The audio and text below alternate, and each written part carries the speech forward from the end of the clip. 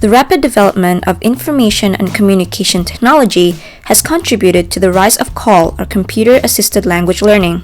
Despite its name, this approach to language learning does not only imply the use of computers in the language learning and teaching context, but also include a wide variety of tools such as video, web-based materials, interactive whiteboards, and other relevant technology that could enhance the language learning process. However, this approach to language learning has only started to garner the attention of language practitioners in Indonesia. As an Indonesian student interested in CAL, I am happy to have met a fellow Indonesian who I will hopefully work with in the near future to raise awareness of how beneficial CAL is in an English as a foreign language context. This colleague of mine is Corry Caromawati, a Fulbright foreign student in the MA TESOL Applied Linguistics program at Iowa State University. As an Indonesian doing a specialization in CAL for her master's degree, I'm curious of her thoughts on CAL in Indonesia.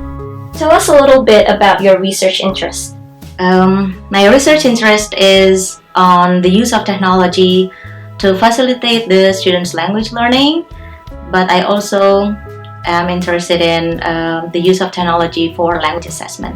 What got you interested in CAL? So, as we know that technology is getting more advanced, and what I observe in my setting is that people are using technology for language instruction. But I don't say the use is based on any underpinning concept, which is, to me, is very important. How do you think CAL could contribute to the teaching of English as a foreign language in Indonesia? So, in Indonesia, English is a foreign language, right? So that we don't have a direct contact with that. That's why, as teachers, we need to provide sources, either as the input for the teacher, for the students, or a tool or a mode to get the students produce the language.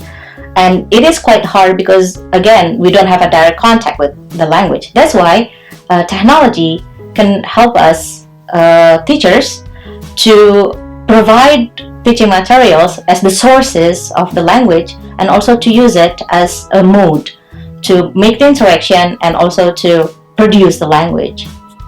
Then, how would you like to contribute to the development of CAL in Indonesia?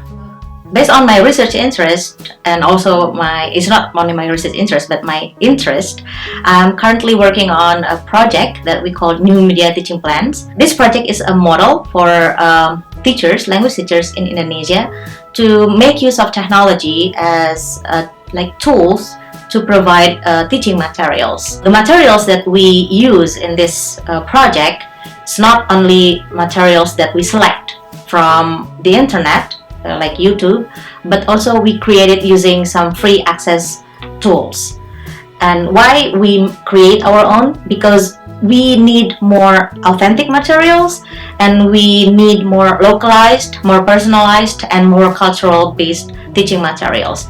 And technology helped us to do this, and we create a model in this project.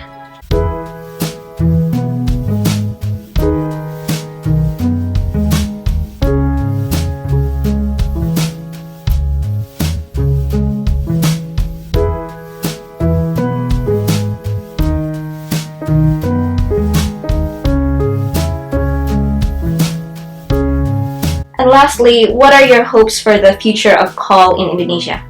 Again, this is something a bit concerning, that Indonesian teachers tend to think that CAL should be something really advanced, sophisticated.